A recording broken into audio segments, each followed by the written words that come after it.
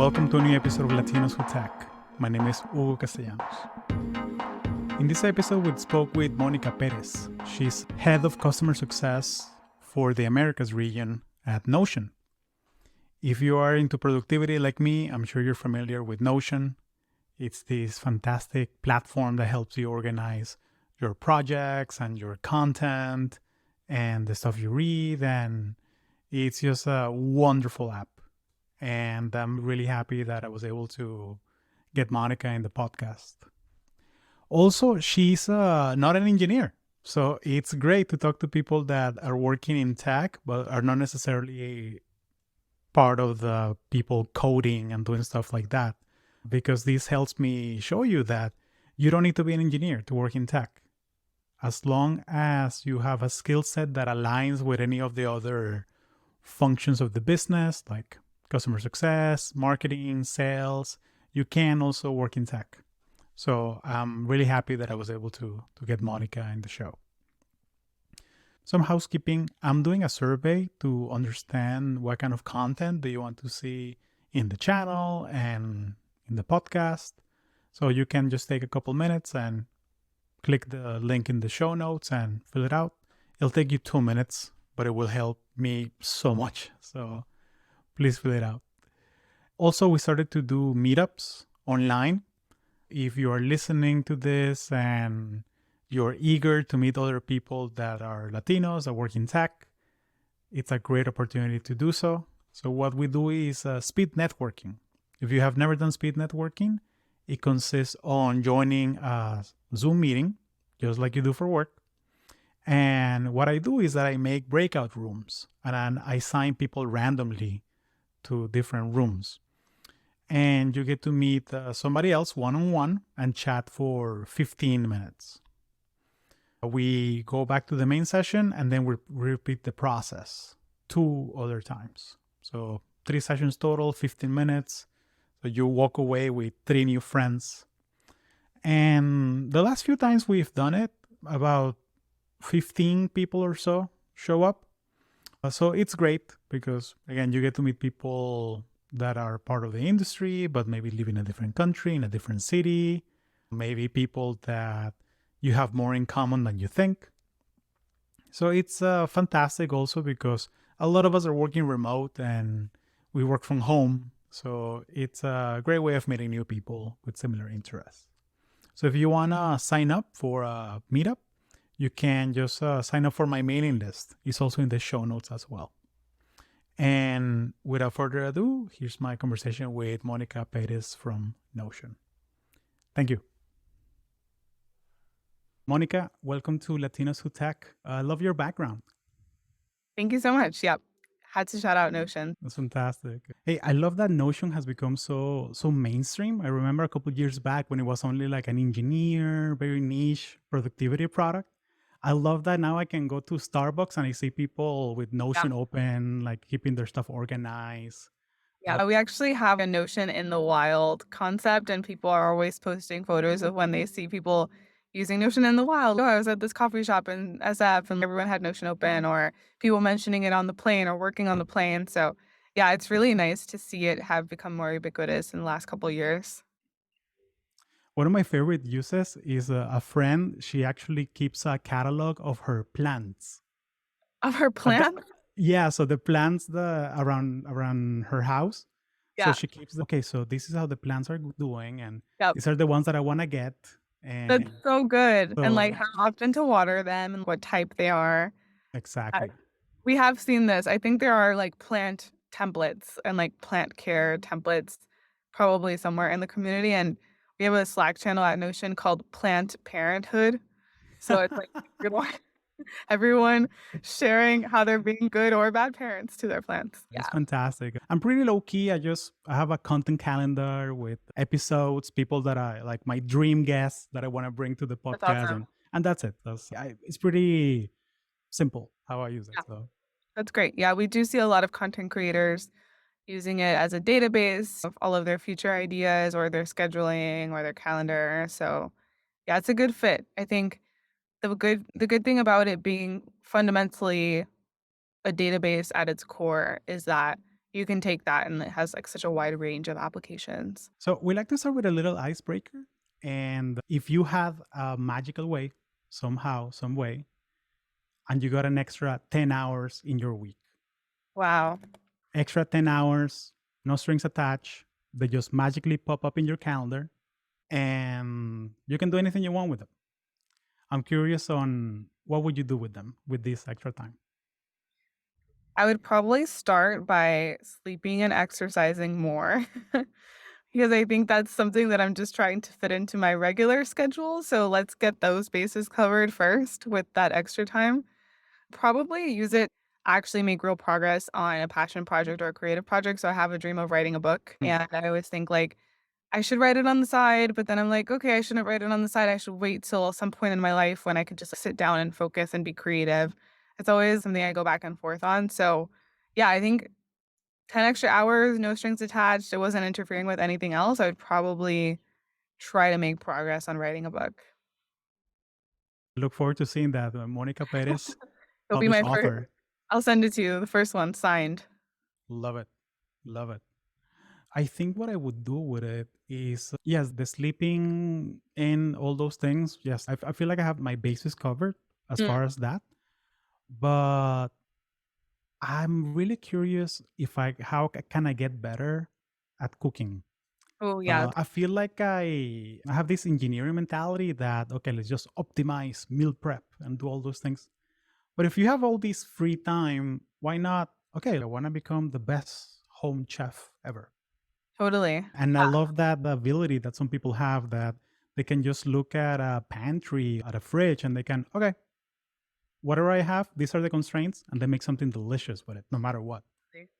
Yeah, I think that definitely takes time and practice to even understand like what things can go together and what things can't. I took a cooking class once and I still remember a lot of the stuff that I took from that class because there's like actual techniques and there's an actual right way to chop something and there's an actual right way to saute something.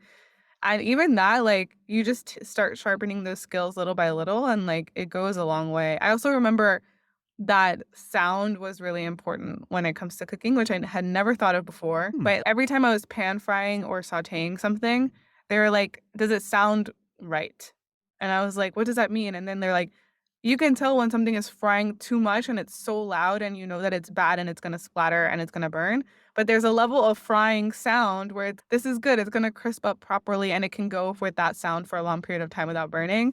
And ever since then, I was like, wow, I never thought, oh, the sound is good, so I know it's cooking well.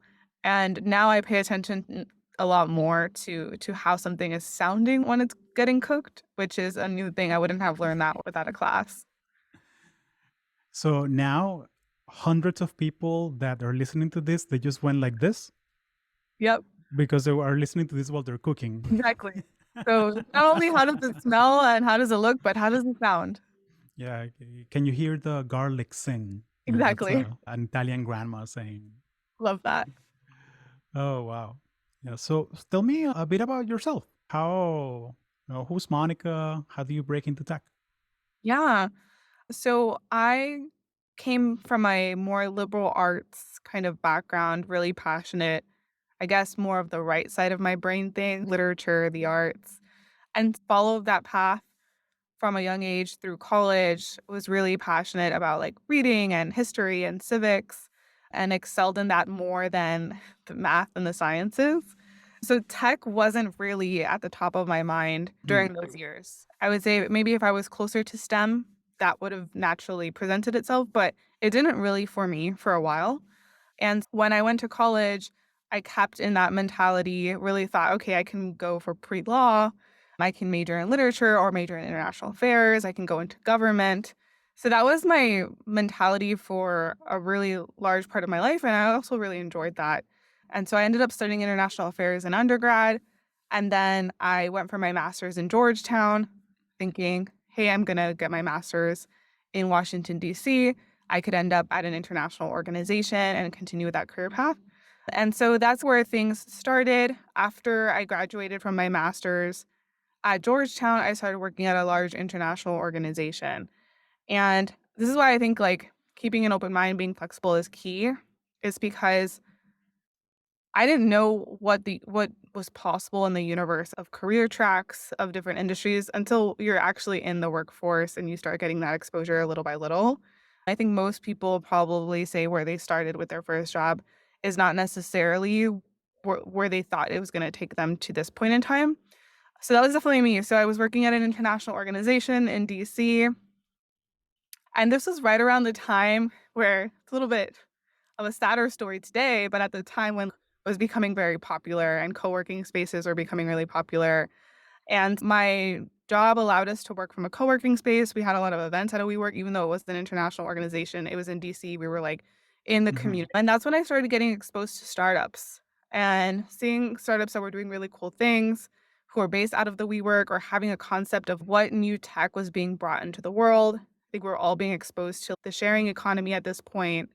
I started using Uber and really getting obsessed with this idea of, hey, these great inventions are taking place and there's these things called startups and they're really making a difference. And that then I going to the root of it, I was like, that's actually what I really always wanted to do, was to make a difference. And I thought that I was pursuing that in the right way because all I knew was the traditional path that I took that led me to DC. And I had a realization where I was like, okay, I can make a difference even in tech. I can make a difference at a startup. I can be on the other side of the table if I were to find something that I feel like is actually bringing something new to the world, to the way that we work, to the way that we commute, to the way that we live our lives. And so I thought, hey, government is not the only way to make a difference. Policy, my mind was very much in the policy space, is not the only way to make a difference, but innovation is a great way to directly impact people's lives. So I was like, you know what? I want to get into tech. I'm not a technical person. I don't know how to code. What are the options? So that's when started doing a little bit of research. I learned that, hey, tech and startups, they have all sorts of roles and they need all Hmm. sorts of talents to be represented. I write well, I read well. What can I do there? And what can I do on the go to market side in terms of the business acumen? So I started researching some roles, and there was this role that was called customer success. And it's not quite a sales role, so you don't need to be selling anything, but you need to make sure that you're supporting clients and you need to make sure that you're able to communicate the technology to somebody who or a business who is trying to use the technology. And I felt like that felt like a really good intersection of some of the skills I had developed over the years, some of the interests I have that are forward looking, and it was not as scary as something like becoming an engineer or becoming a salesperson. So I applied to, I wanna say, definitely more than 200 startups Hmm. for roles that were titled customer success or client success or anything like that. And then I finally landed a role with a startup. It was a remote job, and the startup was an electronic signature solution, so kind of competitor to DocuSign. And I was the first customer success hire at this startup. I reported directly to the CEO, and we were trying to figure out, like, how are we gonna implement this software at businesses who need to sign a lot of legal documents? And working there exposed me to the whole world that is tech because I was on the right hand of the CEO. I was not only learning about my function, but I was learning, like, what it meant to run a business and the challenges that he was dealing with day in and day out. So what does it mean to hire the best talent? What does it mean to have potential investors influencing your decisions? What does it mean to think about runway? What does it mean to get connected at conferences or create like a lead gen strategy? So it was really like the full scope of running a business and launching a startup through his eyes. And I always feel like I got my crash course, my MBA in 1 year doing that. And so after being there for some time, I had a chance to grow the team. I ended up leading customer success and support at that organization and hired out all of those teams. And then I was ready for a new challenge. And by that point, I had become fully embedded, fully ingrained with the tech ecosystem. And there was this one product that I was obsessed with, personal super fan. Immediately upon using the product, I was like, this feels different. There's something special here. And that was Notion. And so I was like, really drawn to the product more than anything, and I wanted to work at Notion at all costs. So I was able to apply, I had a chance to interview, and have been there ever since. And I was an early hire at Notion, of one of the first 50 employees.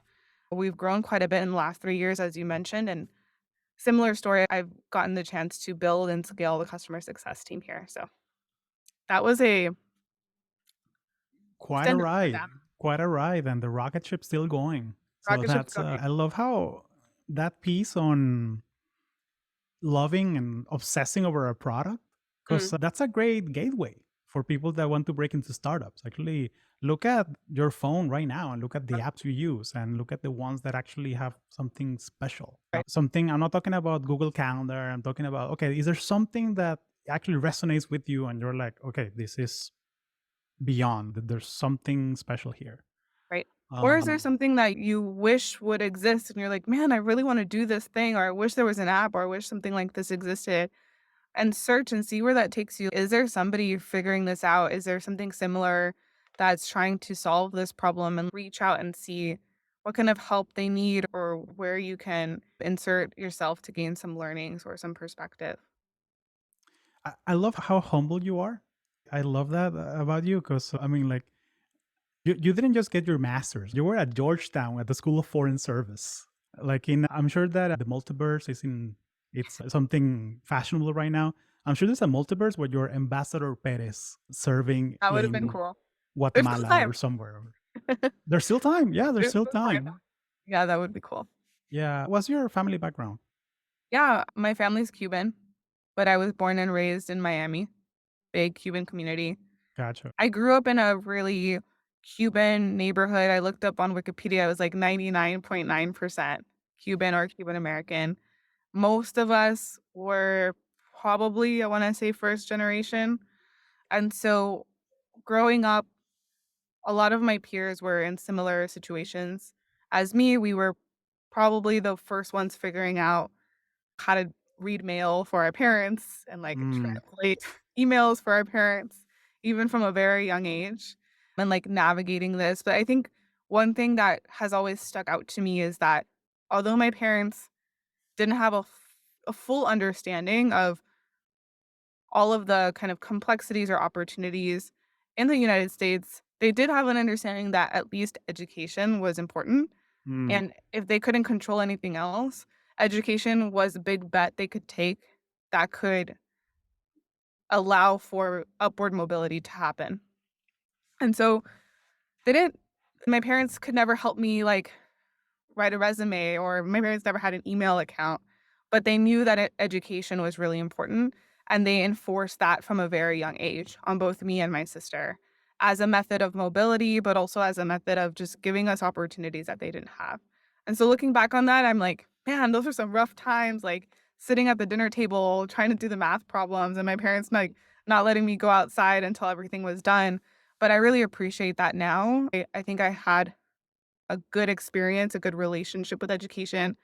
I think that opened a lot of doors for me and my sister that came out of the meritocracy of performing well in school, which I realize is not always the case in a lot of other areas. But in those short decades that are very formative and very influential, a lot of the opportunities did come out of the influence and the emphasis on education since I was young.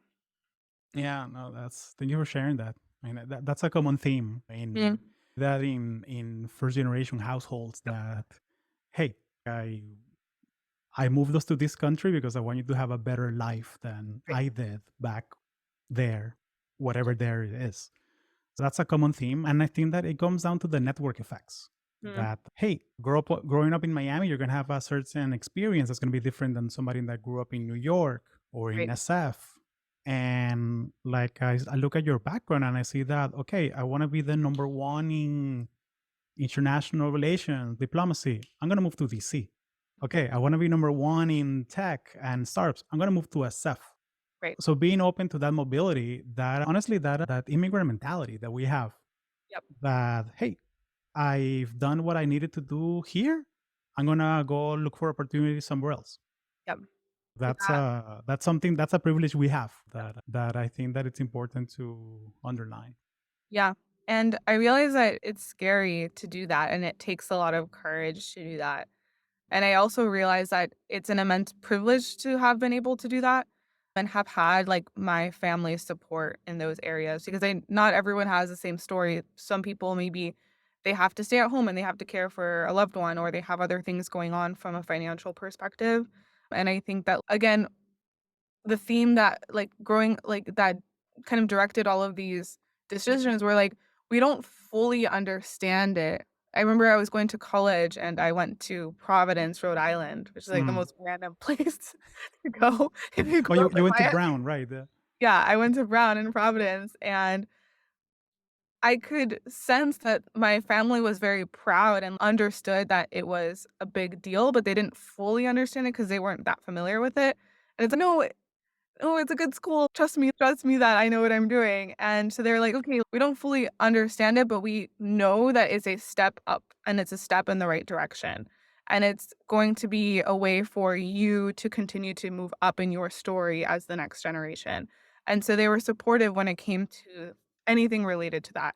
Even if it was moving to Washington, DC, or moving to the Bay Area for a new career opportunity, it was an understanding that, like, there's trust that this is something that's good for you, and, like, in order for you to experience maybe major step changes in your life and in your generation, then you do need to make some big decisions and take some Hmm. big bets that are maybe a little bit scarier outside of the norm. And so I was always grateful for that level of support, but I realized not it was a privilege to also be able to do that and not have to necessarily worry about other responsibilities at the same time. It's a privilege and a sacrifice because being away from family, and yes, we have WhatsApp, but it's not the same. And That's right. yeah, it's so I think just being mindful of all these opportunities and the things that you have to make happen in order to get where you are. I'm curious, maybe we can double click a little bit more on customer success and what's your day to day looks like. If there's like a typical week or a typical skill set that you use every day. I'm curious if you can walk us through what is customer success at Notion look like. Cool. Yeah. So, as you mentioned, Notion is a product that has really exploded, especially over the last couple of years. And it has a lot of love from end users, it has a lot of love from the community. A lot of our love is really organic. People just immediately get the value out of the product. They think it's so cool and customizable and helps them be more productive.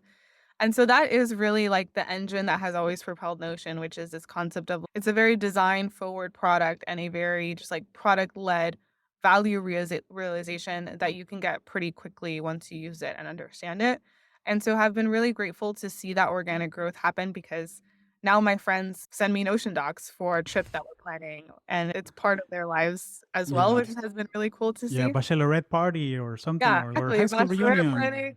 Yeah, all the trip planning. I get Notion docs, or I have a friend who's job hunting right now and putting all of her opportunities in a Notion database. So that's really cool to have seen that growth. And so part of my day to day when I initially started was just making sense of that and taking any sort of like feedback and learnings back to the business. As I mentioned, I was one of the first 50 employees. So it was a small team. From the outside, it looked like Notion was huge, and it looked like we had, like, this huge global company, but it Yeah. was just 50 people were in a warehouse at the time. 50 people in a warehouse kind of figuring this out. So a lot of it was just, like, listening to the community, listening to our first users, our first customers, and figuring out what's working, what's resonating, and, like, how we can continue to invest in that. But I was specifically hired for the business application of Notion. So Mm. not individual users and individual productivity lovers, but companies and businesses implementing the software across the board for all of their employees. And we didn't have too many of those when I first joined, but it was a part of our business that was really quickly growing. It was the B2B side of the business that was really quickly growing.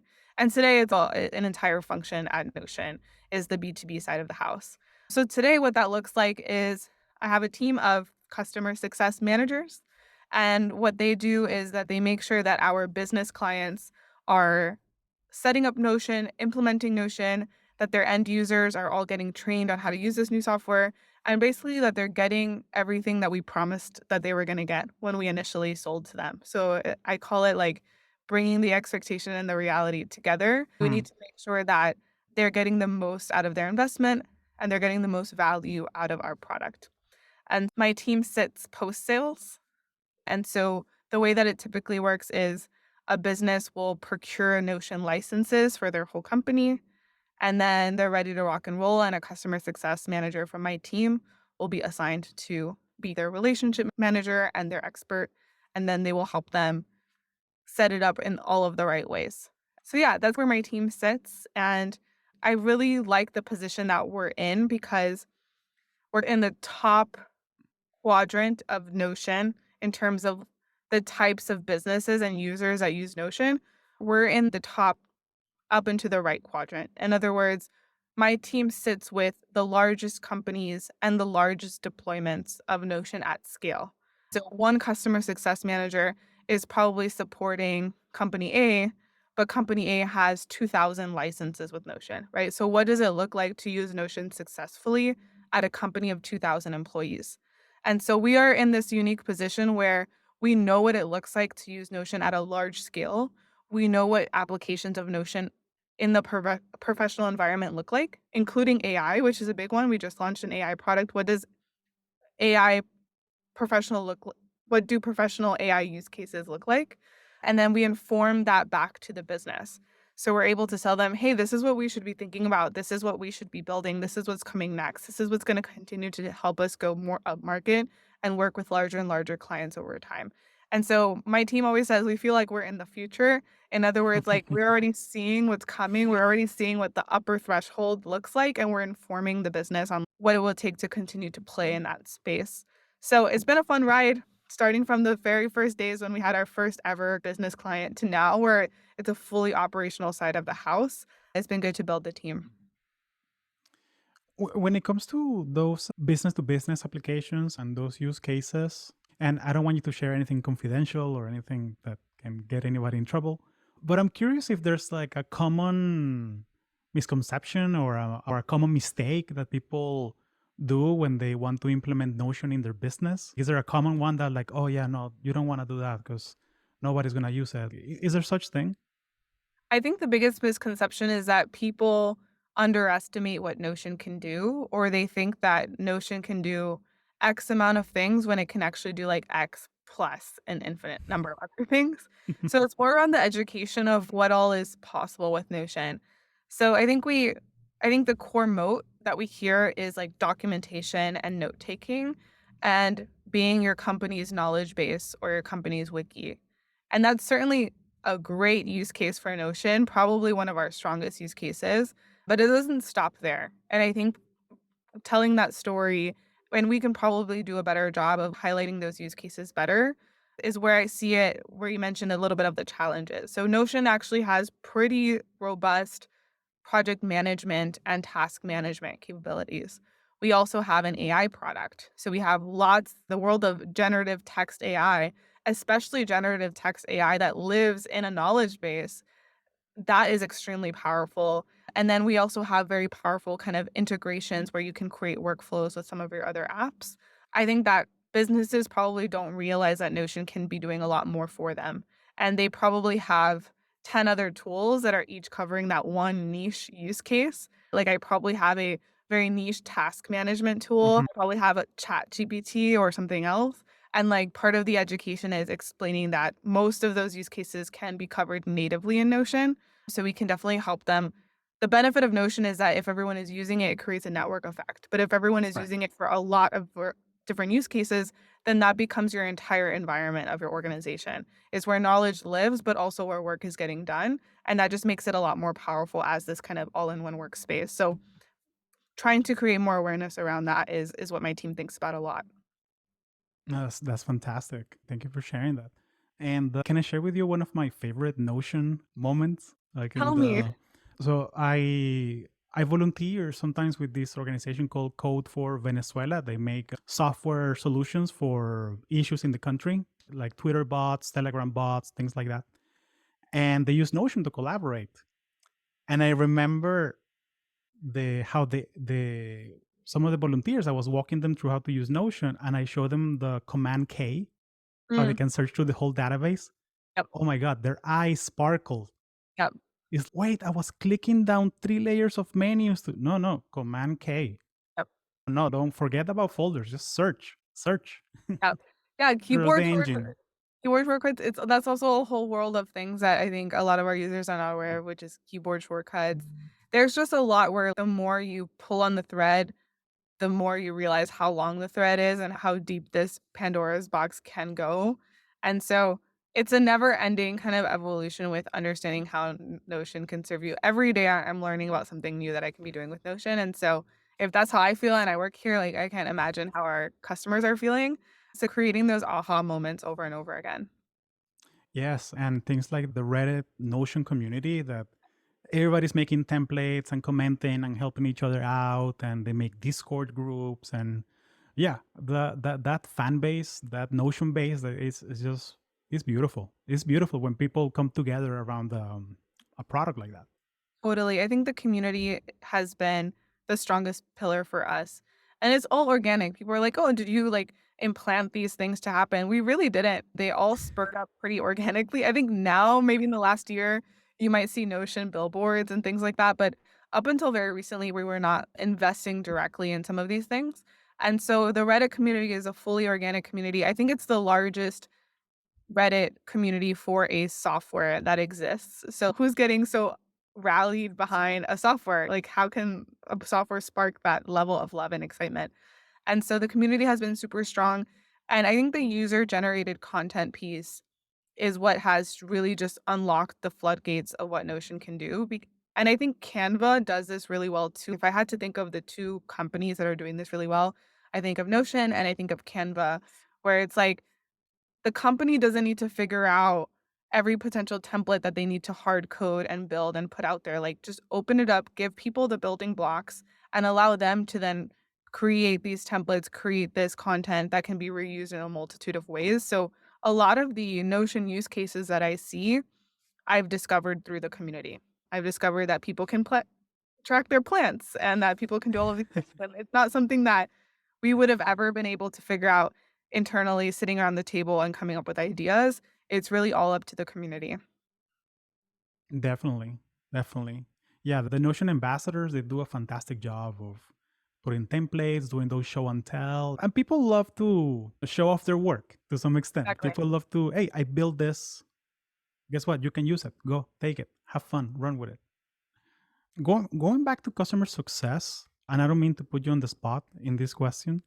Actually, I do mean to put you on the spot. So Do it. I'm curious from your perspective as a customer success manager, what are the skills that differentiate a good success specialist from a great customer success specialist?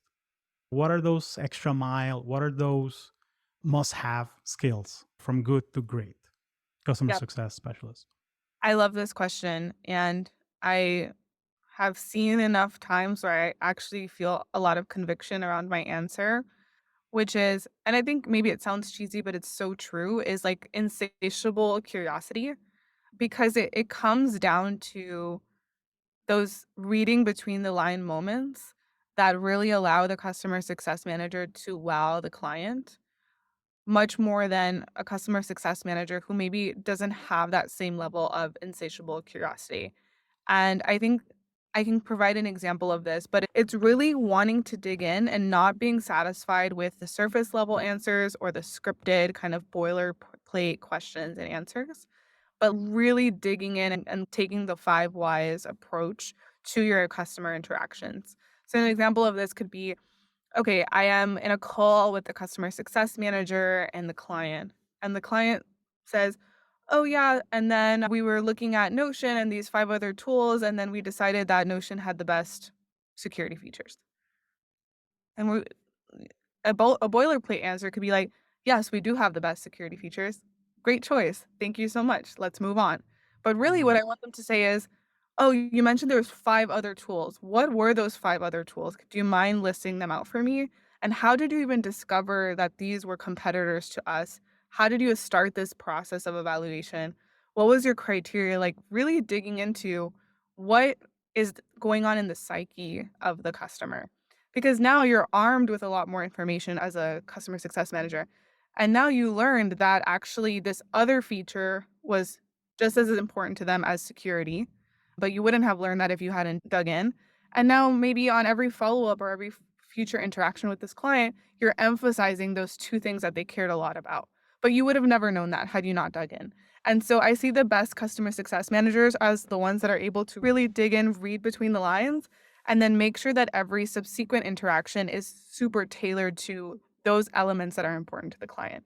And then there's some customer success managers who are a little bit more scripted, and they're going to follow the typical questions, they're going to follow the typical touch points, and there's nothing wrong with that, but I think you asked the question, how do you go from good to great? And that's what Hmm. I would highlight. No, thank you. My background is in competitive intelligence and sales enablement. There you So whenever those five competitors pop up, I want to know about them. Exactly. And I Sure. can't do my research on them or direct my research on them unless I know they exist, unless I know they're popping into conversations. That's right. So that's why when I would collaborate with the CSM folks, that's my first or second question. Who is popping up in the conversations? Yep. Just who's Thank getting you. mentioned? Because, and I really like this philosophy of treat a whisper like a shout. Because maybe right now it's small, the That's right. ripples they're making, but maybe that can turn into a tsunami a quarter or two down the road. Yeah, So that's thank you for sharing that. I think that's going to be very helpful for people interested into breaking into startups through customer success. absolutely.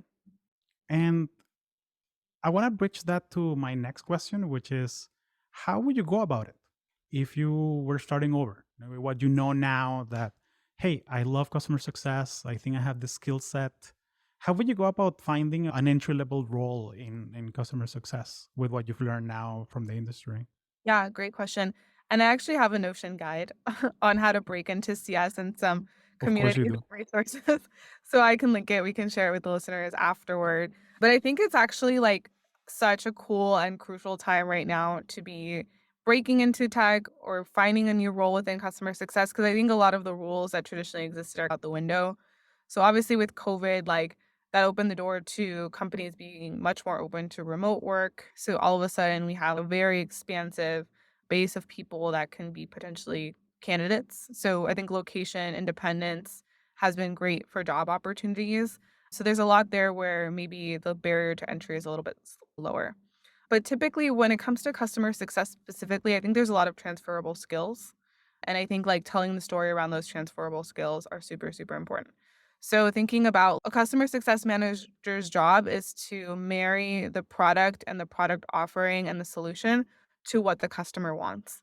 And so, finding ways where there's similar stories where you delivered something, some deliverable that helped to solve a problem. If you've ever sold anything, or maybe not sold something, but put something out there in the world that you were able to either implement or have a process through the launch and telling the story of how you're able to make that into a reality. I think that's great. I think there's courses, and I think like courses are cool. Maybe people have different opinions on courses, but if I don't see direct CS experience on a resume, but I see that they have taken LinkedIn courses or Udemy courses about customer success specifically because they want the domain or the industry knowledge, then that does stand out to me. So if you don't have the direct experience, I think you can supplement your resume with very relevant courses.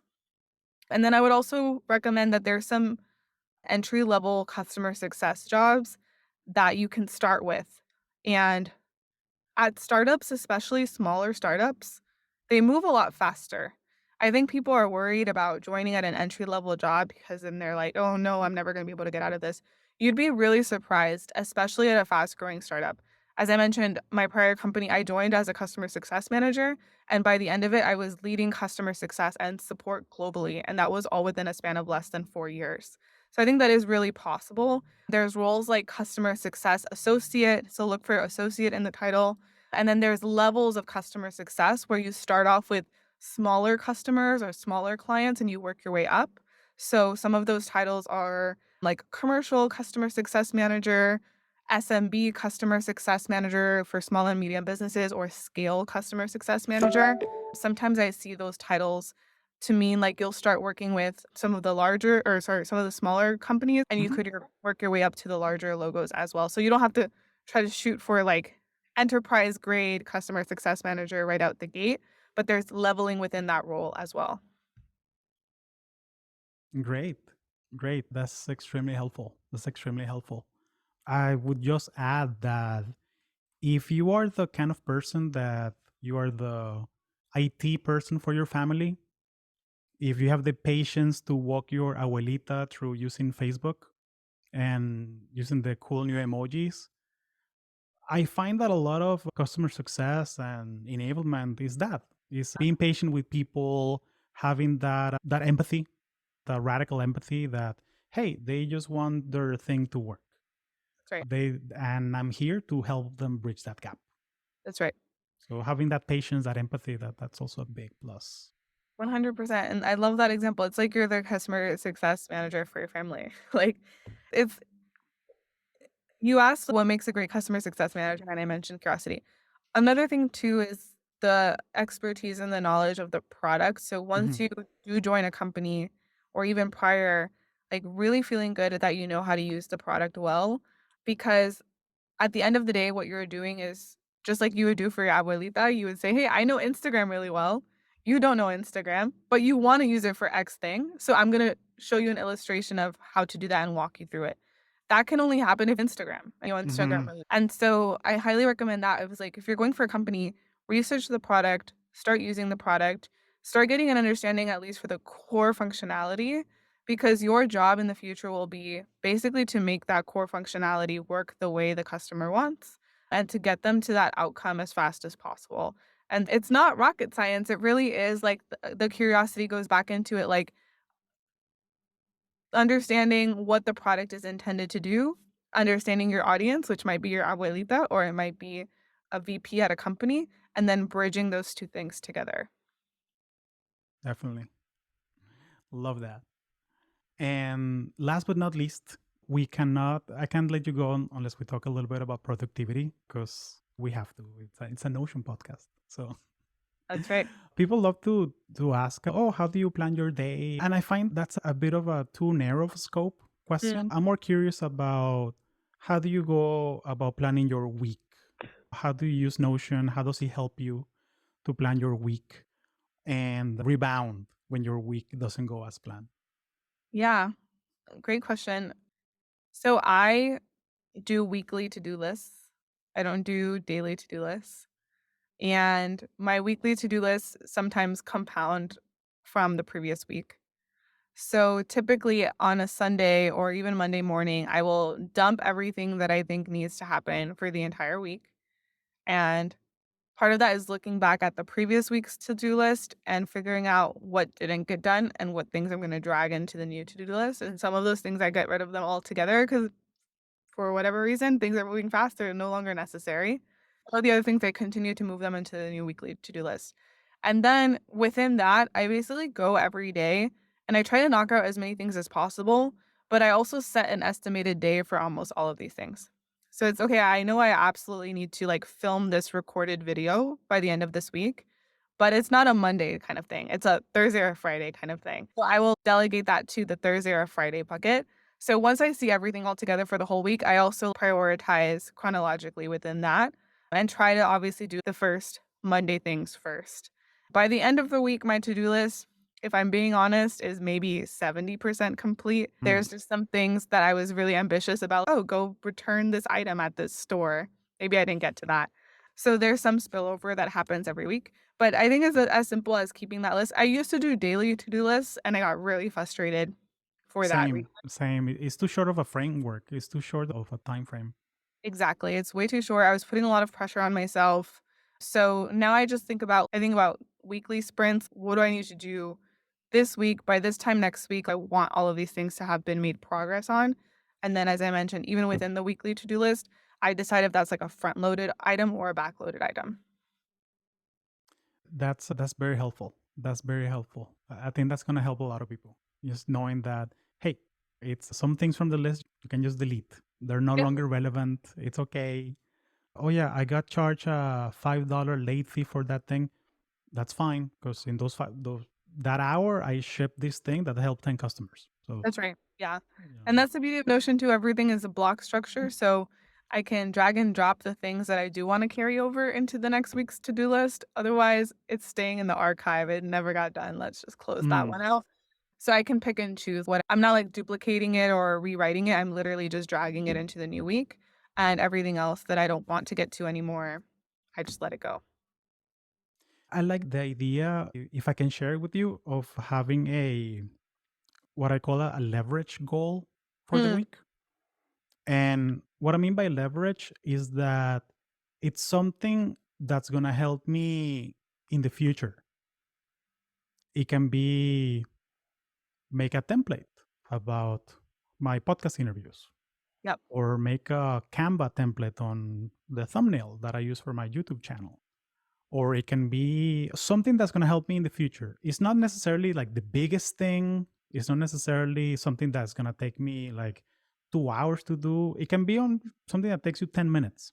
yep. But future me is going to appreciate that past me did this. Mhm. So having at least one of those, I love having that. something that's going to like automate or delegate stuff in the future. Yeah, I love this idea of doing something that is gonna take you closer to your goals, even if those goals are over a longer time horizon. I once heard this concept of pulling weeds and planting seeds. And some of the things that you're doing is pulling weeds, and we got to do it, and we got to get it out, and we got to just send the follow up emails. And then some of those things are planting seeds for the future, to your point. And even those planting seeds are probably a series of smaller steps that you're taking towards that larger goal. So even including that as part of your weekly to-do list is great. An example could be like maybe you have a dream to launch a coffee shop one day in the future, in a year or two from now, but you want to put on your to-do list something that will take you one step closer to that year-long goal this week. And maybe it's something as simple as research the best coffee shops in my area and read their reviews to understand what's going well. It's a research, but it's one of the micro goals within this larger goal that you have. So finding time to integrate those planting seeds goals, I think, is really cool. Yeah, yeah. And if you only have 10 minutes, look for a picture of a coffee shop you like and print it, put it on your vision board. There you go. I love that. Oh yeah, we got to get into vision boards at some point. I'm a big Yeah, vision no, board. you're gonna come back. You're gonna come back, and we'll talk all about vision boards and goal planning. Monica, I want to be respectful of your time. Anything else you wanted to share about you working at Notion, life? I would just end with I think being first generation, especially in the Latino community, there's different types of privilege that exists. I touched on this earlier, but one of the realizations I had only in college was number one, that there's all sorts of privilege in the world. And I think we know a lot about that and we know about like different categories of privilege. But one that came into my consciousness later was the privilege of access to resources or access to advice or coaching from like your parents or your immediate network. And I think that it wasn't until college that it really hit me in the face. That was a big differentiator between me and my peers. That they did have the privilege of having a much more connected family network or access to advice because generationally their family had done this before. And I was experiencing almost everything for the first time.